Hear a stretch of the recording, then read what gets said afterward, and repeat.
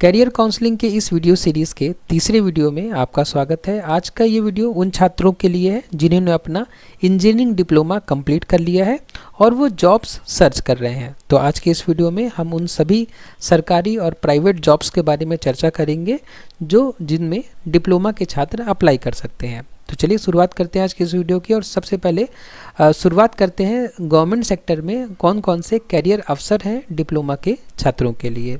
तो सबसे पहले यहाँ पे इस टेबल में सारी जॉब्स दी हुई हैं जो कि गवर्नमेंट सेक्टर द्वारा निकाली जाती है।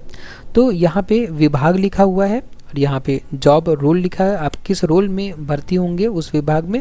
सैलरी लिखी हुई है, अनुमानित सैलरी है, लगभग सैलरी है और सिलेक्शन प्रोसेस लिखा हुआ है। ठीक है, आप चाहें तो इस पेज का स्क्रीनशॉट ले सकते हैं, ये आपको भविष्य में भी काम आएगा। ठीक है, तो सबसे पहले जो विभाग है रेलवे विभाग है। रेलवे विभाग में रेलवे रिक्रूटमेंट बोर्ड और रेलवे रिक्रूटमेंट सेल जो है ये भर्ती करते हैं जूनियर इंजीनियर के लिए, टेक्नीशियन के लिए और डिपो इंचार्ज के लिए। सैलरी ये है और सिलेक्शन प्रोसेस जो है आरआरबी द्वारा परीक्षा कराई जाती है और इंटरव्यू भी होता है। उसके अलावा एक और विभाग है जिसको हम पीडब्ल्यूडी के नाम से जानते हैं, उसका फुल फॉर्म होता है पब्लिक वर्क्स डिपार्टमेंट। और इसमें भी जो डिप्लोमा के छात्र होते हैं वो असिस्टेंट इंजीनियर और सुपरवाइज़र की पोस्ट में भर्ती उनकी हो सकती है। ठीक है, सैलरी लगभग 25 से 40 हज़ार होती है और राज्य स्तरीय इंजीनियरिंग परीक्षा द्वारा उनका सिलेक्शन होता है। उसके बाद इंडियन आर्मी में भी टेक्निकल, जो इंडियन आर्मी का जो टेक्निकल वाला सेक्शन होता है उसमें भी टेक्निकल एंट्री, इलेक्ट्रिकल और मैकेनिकल खास तौर पर उन छात्रों को प्रेफर किया जाता है। उसमें भी सैलरी कुछ 30 से 45 हज़ार के आसपास होती है और उसमें रिटन एग्ज़ाम प्लस मेडिकल होता है। उसके अलावा कुछ PSUs हैं जैसे कि BHEL, ONGC, NTPC है ना, इनमें भी रिक्वायरमेंट होती है डिप्लोमा के छात्रों की as a technician junior engineer और सैलरी कुछ इस तरीके से होती है।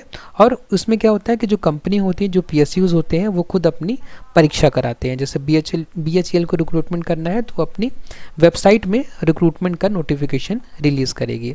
उसके अलावा मेट्रो रेल में भी जैसे DMRC हो गया, NMRC हो गया, उसमें भी station master, technician, maintenance engineer के लिए वैकेंसी निकलती रहती है। सैलरी कुछ इस तरीके से होती है 25 से 45 हज़ार के आसपास।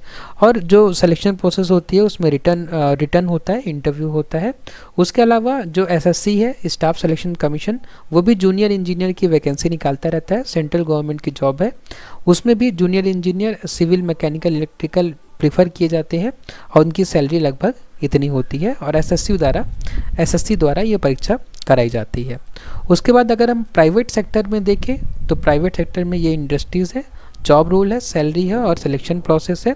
तो इंडस्ट्री में जैसे मान लेते हैं कंस्ट्रक्शन में L&T है, टाटा है, तो इनमें साइट इंजीनियर, ड्राफ्टमैन और quality control engineer, quality check engineer, ठीक है, इन सारी जॉब के लिए भर्तियां निकलती रहती हैं। सैलरी यहाँ पे दी हुई है और जो प्रोसेस होता है वो इंटरव्यू और स्किल टेस्ट के ऊपर होता है। ठीक है, उसके अलावा ऑटोमोबाइल में आप देख सकते हैं प्रोडक्शन सुपरवाइज़र, मैकेनिकल टेक्नीशियन, और IT में अगर आप देखें तो network technician, hardware engineer, support engineer, मतलब काफ़ी सारी वैकेंसीज़ हैं जो कि निकलती रहती हैं। बस हमें ध्यान क्या देना है, हमें बस उन वेबसाइट्स में, उन कंपनीज़ में थोड़ा हमको एक्टिवली देखना पड़ेगा। ठीक है, जैसे पावर सेक्टर में देख सकते हैं अडानी, टाटा पावर है ना, मेंटेनेंस इंजीनियर के, टेक्नीशियन के लिए। उसके अलावा मैन्युफैक्चरिंग जैसे कि HAL हो गया, BEL हो गया, उसमें भी असिस्टेंट इंजीनियर, प्रोडक्शन इंचार्ज के लिए वैकेंसी निकलती रहती है। ठीक है, तो ये सारे जो प्राइवेट सेक्टर होते हैं उसमें भी आपको काफ़ी सारी अपॉर्चुनिटीज़ हैं, बस आपको थोड़ा ध्यान रखना पड़ेगा कब किस में वैकेंसी निकल रही है आपके हिसाब से। उसके अलावा एक और तरीका है, अगर आप इनकम करना चाहें अपनी और जॉब में इंटरेस्टेड थोड़ा कम है तो आप फ्रीलांसिंग कर सकते हैं। ठीक है, फ्रीलांसिंग में क्या होगा कि आपको कोई स्किल आनी चाहिए, जैसे CAD डिज़ाइनिंग, ये जो CAD सॉफ्टवेयर होता है, कंप्यूटर एडेड डिज़ाइन है ना, तो वो सॉफ्टवेयर सीख के आप AutoCAD का यूज़ करके कोई क्लाइंट से आप कुछ काम ले सकते हैं, उनका काम करके उनको दे सकते हैं। उसी तरीके से सॉलिड वर्क्स भी एक वेबसाइट होती है, एक सॉफ्टवेयर होता है जो कि मशीनों के डिज़ाइन बनाने के लिए उपयोग किया जाता है। आप ये सारी चीज़ें सीख कर भी फ्रीलांसिंग कर सकते हैं। उसके अलावा वेब डेवलपमेंट में भी front end back end developer की तरह आप काम कर सकते हैं फ्रीलांसिंग में। ठीक है, डिजिटल मार्केटिंग आप कर सकते हैं, ग्राफिक डिज़ाइनिंग कर सकते हैं, कंटेंट राइटिंग कर सकते हैं, काफ़ी सारी अपॉर्चुनिटीज़ हैं। बस आपको कोई स्किल जो है इनमें से डेवलप करनी पड़ेगी, ठीक है। और फ्रीलांसिंग के लिए कुछ वेबसाइट्स होते हैं, कुछ आप भी जानते होंगे, कुछ मैं आपको बता देता हूँ। जैसे अपवर्क होता है, फीवर होता है, या फ्रीलांसर होता है .com, है ना, freelancer.com, फाइवर हो गया, अपवर्क हो गया, ठीक है। उसके अलावा ट्रूलांसर हो गया, वर्क एंड हायर हो गया। तो ये सारे कुछ वेबसाइट्स हैं, इनके अलावा भी बहुत सारी वेबसाइट्स हैं, आप सर्च करेंगे तो आपको मिल जाएंगे, ठीक है। तो ये वेबसाइट्स क्या करते हैं कि आपको क्लाइंट्स प्रोवाइड कराते हैं, और आप उन क्लाइंट्स के द्वारा दिए गए काम को आप करिए, वो आपको पेमेंट करेंगे इन वेबसाइट्स के थ्रू। वेबसाइट अपना थोड़ा सा कमीशन रखेगी और आपको आपका पेमेंट जो है मिल जाएगा, ठीक है।